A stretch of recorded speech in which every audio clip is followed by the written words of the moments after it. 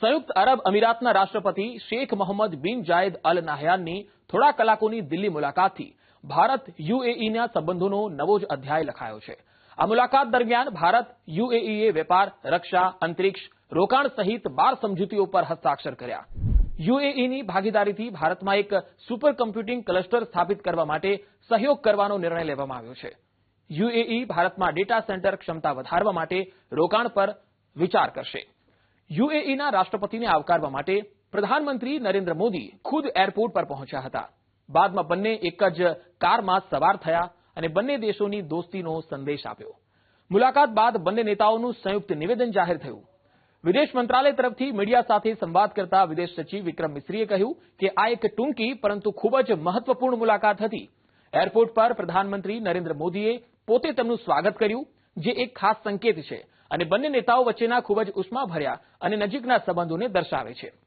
ત્યારબાદ તેઓ એરપોર્ટથી પ્રધાનમંત્રી નિવાસ સુધી સાથે ગયા, જ્યાં મર્યાદિત અને પછી મોટા ફોર્મેટમાં વાતચીત થઈ, જેમાં પ્રતિનિધિમંડળના સભ્યોએ એકબીજા સાથે વાત કરી.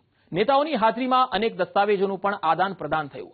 આ મુલાકાતનું મહત્વ યુએઈના રાષ્ટ્રપતિ સાથે આવેલા પ્રતિનિધિમંડળની રચનાથી સમજી શકાય છે. તેમાં અબુધાબી અને દુબઈ બંનેના શાહી પરિવારના સભ્યો અને અનેક વરિષ્ઠ મંત્રીઓ તથા અધિકારીઓ સામેલ હતા. વિદેશ મંત્રાલયના મતે વેપારના મોરચે 2022માં બંને દેશો વચ્ચે કોમ્પ્રિહેન્સિવ ઇકોનોમિક પાર્ટનરશિપ એગ્રીમેન્ટ પર હસ્તાક્ષર થયા અને ત્યારબાદ દ્વિપક્ષીય વેપાર $100 બિલિયન પાર કરી ગયો. તેને જોતા બંને નેતાઓએ લક્ષ્ય વધારવાનો અને 2032 સુધીમાં દ્વિપક્ષીય વેપારને બમણો કરીને $200 બિલિયન કરવાનો નિર્ણય કર્યો છે. આ સાથે એમએસએમઈ ઉદ્યોગના નિકાસને પશ્ચિમ એશિયાઈ, આફ્રિકન અને યુરેશિયન વિસ્તારોમાં સરળ બનાવવાનું નક્કી કરવામાં આવ્યું છે. મહત્વની સમજૂતીઓની જો વાત કરીએ તો રક્ષા ક્ષેત્રમાં સહયોગને આગળના સ્તરે લઈ જવા માટે બંને દેશોએ એક વ્યૂહાત્મક ભાગીદારી સમજૂતી પર કામ કરવાનો નિર્ણય લીધો છે.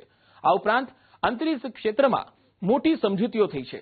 ભારતીય સંસ્થા ઇનસ્પેસ અને યુએઈ સ્પેસ એજન્સી વચ્ચે એક સમજૂતી થઈ છે, જેનો હેતુ સ્પેસ ઇન્ફ્રાસ્ટ્રક્ચરનો વિકાસ અને તેનો વ્યાપારી ઉપયોગ કરવાનો છે. આ પહેલ હેઠળ બંને દેશો મળીને નવા લોન્ચ કોમ્પ્લેક્સ, સેટેલાઇટ બનાવવાની ફેક્ટરીઓ, સંયુક્ત અંતરિક્ષ મિશન અને ટ્રેનિંગ સેન્ટર સ્થાપિત કરશે. સૌથી મોટી રોકાણ સમજૂતી ગુજરાતના ધોલેરા અંગે થઈ છે, જે હેઠળ યુએઈ ગુજરાતના ધોલેરામાં બની રહેલા સ્પેશિયલ ઇન્વેસ્ટમેન્ટ રિજનના વિકાસમાં ભાગીદાર બનશે. આ સમજૂતી પછી ધોલેરામાં આંતરરાષ્ટ્રીય એરપોર્ટ, પાયલટ ટ્રેનિંગ સ્કૂલ, વિમાનોના સમારકામ માટે MRO સેન્ટર, ગ્રીનફિલ્ડ પોર્ટ અને સ્માર્ટ ટાઉનશીપ જેવી સુવિધાઓ વિકસાવવામાં આવશે. સાથે જ રેલવે કનેક્ટિવિટી અને ઉર્જા ઇન્ફ્રાસ્ટ્રક્ચરને મજબૂત કરવા પર પણ બંને દેશો મળીને કામ કરશે. બંને પક્ષોએ એડવાન્સ ન્યુક્લિયર ટેકનોલોજીમાં ભાગીદારી પર વિચાર કરવાનો નિર્ણય લીધો છે, જેમાં મોટા ન્યુક્લિયર રિએક્ટર અને નાના મોડ્યુલર રિએક્ટરનો વિકાસ અને તૈનાતી ઉપરાંત advanced reactor system, nuclear power plant operation, maintenance અને ન્યુક્લિયર સેફટીમાં સહયોગ સામેલ છે. આર્ટિફિશિયલ ઇન્ટેલિજન્સને સહયોગ વધારવા માટે અને પ્રાથમિકતાવાળા ક્ષેત્ર તરીકે જણાવવામાં આવ્યું છે. યુએઈની ભાગીદારીથી ભારતમાં એક સુપર કમ્પ્યુટિંગ ક્લસ્ટર સ્થાપિત કરવા માટે સહયોગ કરવાનો નિર્ણય લેવામાં આવ્યો છે. યુએઈ ભારતમાં ડેટા સેન્ટર ક્ષમતા વધારવા માટે રોકાણ પર પણ વિચાર કરશે.